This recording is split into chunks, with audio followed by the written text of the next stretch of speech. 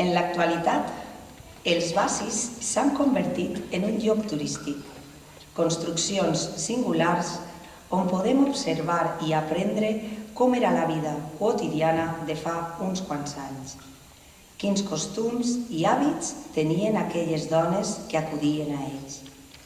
Retrat d'una societat no tan llunyana que ha evolucionat molt i molt ràpidament. A continuació, Fandango de Hortunes.